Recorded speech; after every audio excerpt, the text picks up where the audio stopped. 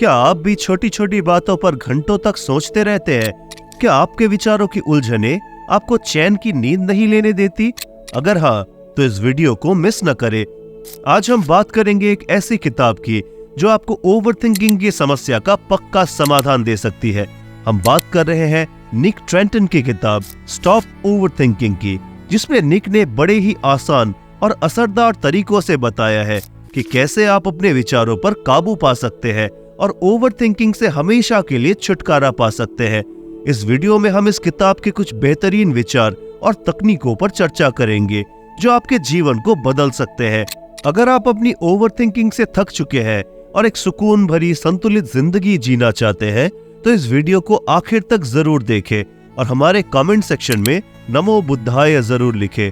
तो चलिए देर न करते हुए इस शानदार किताब की गहराई में उतरते हैं और उन सीक्रेट्स को जान लेते हैं जो आपकी जिंदगी को नई दिशा दे सकते हैं।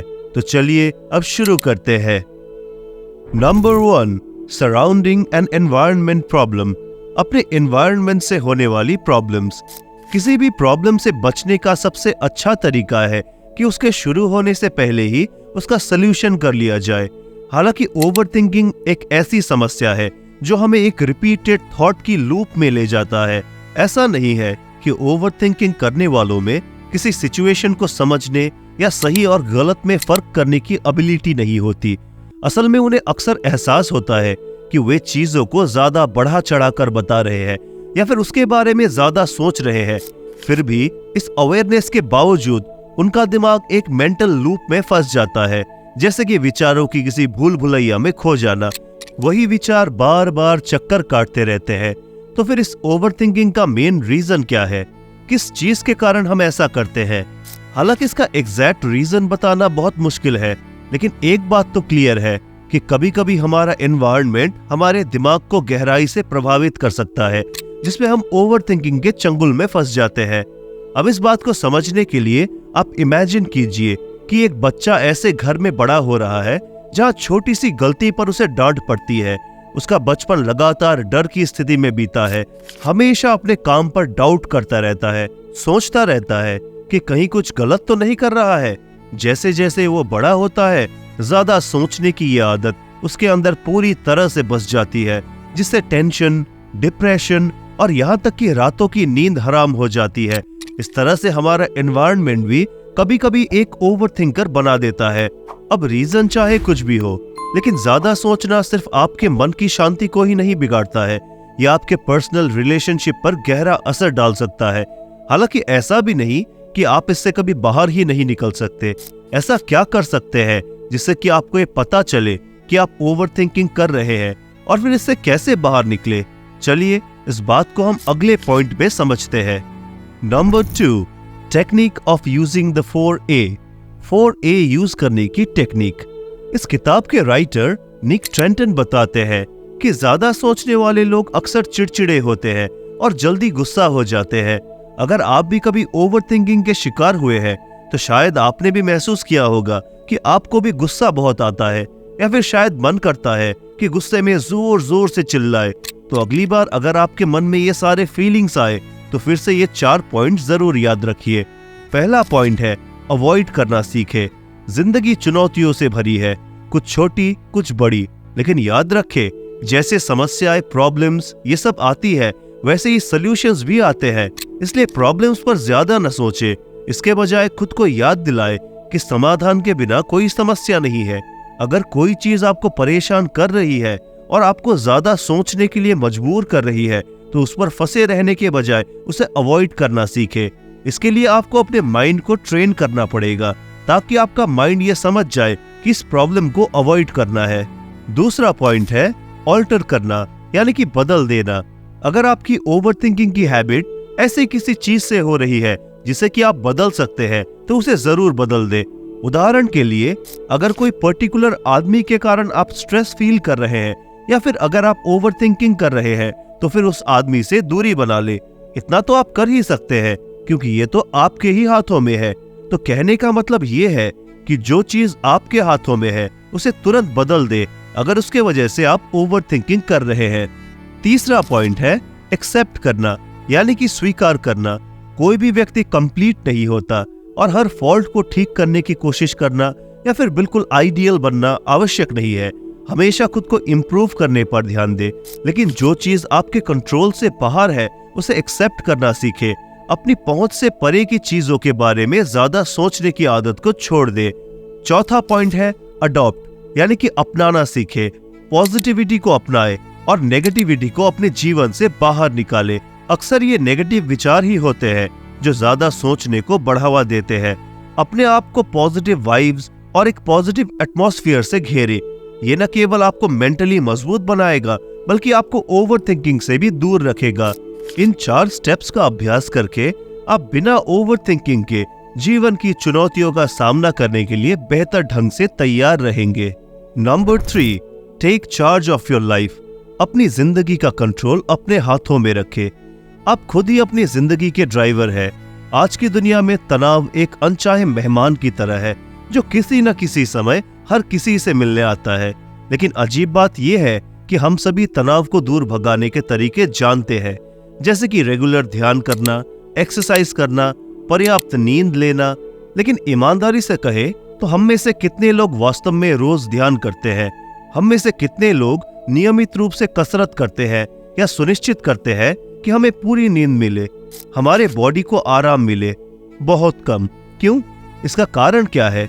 श्योरली ये हमारे नॉलेज की कमी तो नहीं है। हमारे हिसाब से कहे तो हम कहते हैं कि मुझे पता तो सब है लेकिन टाइम ही नहीं मिलता। लेकिन सच्चाई ये है कि ये समय के बारे में नहीं है, ये इस बारे में है कि हम इसे कैसे मैनेज करते हैं। इमेजिन करें आप तनाव को दूर करने और ओवरथिंकिंग से बचने के मिशन पर है। आपको क्या चाहिए? एक प्रॉपर प्लान, एक चेकलिस्ट, एक गोल, एक शेड्यूल बनाकर शुरुआत करें। तय करें कि आप कब उठेंगे, कब ध्यान करेंगे, कब काम करेंगे, मौज मस्ती करेंगे और आराम करेंगे। अपने दिन को काम, आराम और आनंद के साथ बैलेंस करें। और यहाँ टेक्निक्स है कि आप बिल्कुल रिलीजियसली उस शेड्यूल पर टिके रहे, जैसे कि आपका जीवन उस शेड्यूल पर ही डिपेंडेंट है। अगर आपको कुछ करना पसंद है तो उसे ज्यादा समय दे। अगर आपको कोई काम बोरिंग लगता है तो उसे कम समय दे। लेकिन आपका शेड्यूल जो भी हो, सुनिश्चित करें कि आप हर दिन उसका फॉलो करें। अब आप सोच रहे होंगे इसमें क्या नया है?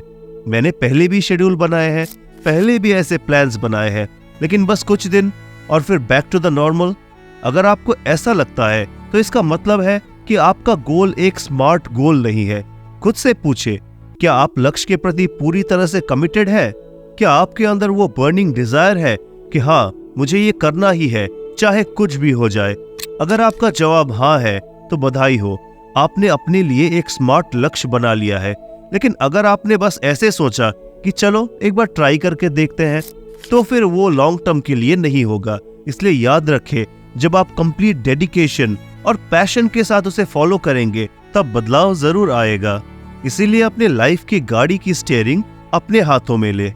दोस्तों, अगर आप लोग जानना चाहते हैं कि आप लोग कैसे कमिटमेंट और एंड्योरेंस के साथ अपने लक्ष्य को अचीव कर सकते हैं, तो इसे जानने के लिए आप डेविड गॉगिंस की इस वीडियो को देख सकते हैं, जहां आपको पता चलेगा कि कैसे कमिटमेंट और एंड्योरेंस की ताकत से आप अपने लक्ष्य को हासिल कर सकते हैं। Number 4, the game of your mind. मन का खेल। तनाव और ओवरथिंकिंग हमारे दिमाग द्वारा बिछाए गए मुश्किल जाल है, लेकिन अच्छी बात यह है कि हम इससे बाहर निकल सकते हैं। जब हमारे विचार उलझे हुए लगते हैं तब हम कुछ इजी फिजिकल एक्सरसाइज या एक्टिविटीज कर सकते हैं जो बहुत राहत दे सकते हैं। अब उदाहरण के लिए, ध्यान या मेडिटेशन एक पावरफुल टेक्निक है जिसका अभ्यास हर किसी को करना चाहिए, चाहे वो तनावग्रस्त हो या ना हो। लेकिन ध्यान के अलावा अपने दिमाग को शांत करने और तनाव को कम करने के कुछ फास्ट एंड इजी तरीके भी है। इसे आजमाए। अपनी आंखें बंद करें, आराम से बैठे और गहरी सांस ले। किसी ऐसी चीज पर ध्यान केंद्रित करें जो आपको वास्तव में खुश करती है, आपके अंदर हैप्पीनेस भर देती है। अब वो चाहे किसी पसंदीदा पर्सन की कोई याद, कोई फेवरेट म्यूजिक या कोई कविता या कोई पेंटिंग। इस शांतिपूर्ण स्थिति में 5 से 10 मिनट बिताए, फिर धीरे धीरे अपने शरीर को स्ट्रेच करें और एक अच्छे आराम का आनंद लें। एक और बढ़िया तकनीक है लेटना। गहरी सांस लेना और अपने शरीर के हर एक भाग को धीरे धीरे स्ट्रेच करना। अपनी बाहों, और पैरों को स्ट्रेच करते समय सांस ले, फिर उन्हें रिलीज करते समय सांस छोड़े। इन इजी प्रैक्टिसेस को अपनी दिनचर्या में शामिल करने से तनाव और ओवरथिंकिंग को कम करने में बहुत बड़ा अंतर आ सकता है। इसे आजमाएं और खुद ही डिफरेंस महसूस करें। Number 5, CBT technique. क्या आपने कभी खुद को किसी समस्या के कारण तनाव में डूबते हुए पाया है और बाद में महसूस किया है कि ये तो उतनी बड़ी समस्या नहीं थी जितनी कि आपने सोचा था?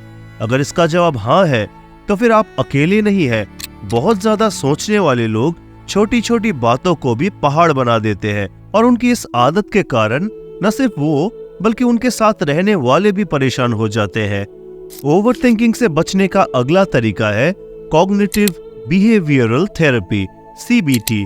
ये असल में एक पावरफुल प्रोसेस है जो सही सवाल पूछकर आपकी मेंटालिटी बदलने में आपकी मदद कर सकता है। अगली बार जब आप किसी बात को लेकर तनाव में हो तो रुके और खुद से पूछे, क्या यह समस्या वाकई उतनी बड़ी है जितनी ये लग रही है? क्या मैंने सभी फैक्ट्स पर विचार कर लिया है या मैं सिर्फ सबसे खराब कंडीशन की अजम्पशन कर रहा हूँ?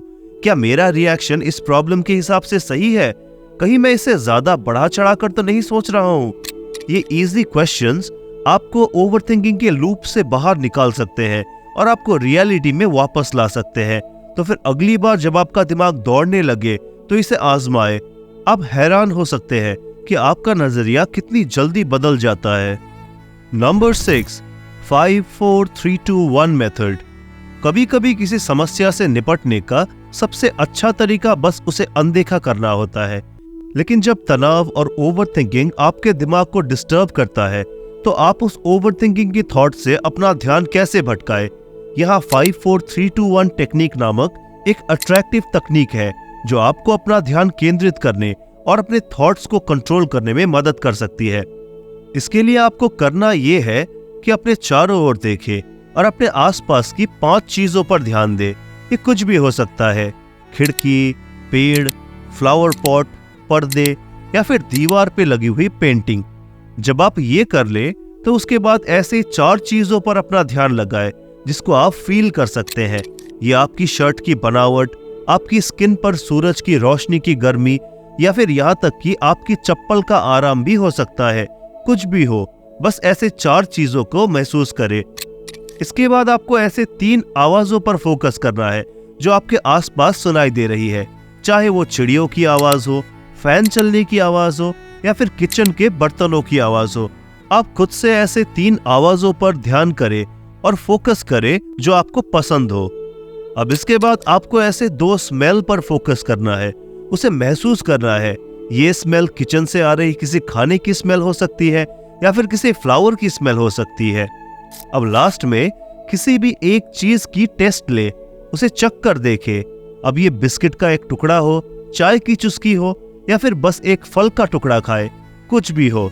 अब जब तक आप ये सब कर लेंगे तब आपका दिमाग तनाव और ओवरथिंकिंग से दूर हो जाएगा, जिससे आप शांत और अधिक स्थिर महसूस करेंगे। तो अगली बार जब आपको मेंटल रीसेट बटन दबाने की जरूरत हो तो इसे जरूर आजमाएं। तो दोस्तों, ओवरथिंकिंग आपको अनावश्यक तनाव में डाल सकता है, लेकिन इसे अपने ऊपर हावी न होने दे। ओवरथिंकिंग की आदत को दूर करने के जो भी टेक्निक्स है वो तभी काम करेंगे जब आप तनाव और ओवरथिंकिंग की आदत को अपने जीवन से बाहर निकालने का लक्ष्य बना ले। अपना लक्ष्य तय करें और आज से ही इसे हासिल करने के लिए कदम उठाना शुरू करें। और इसके लिए आप इस किताब के पॉइंट्स को अपनी जिंदगी में लागू कर सकते हैं।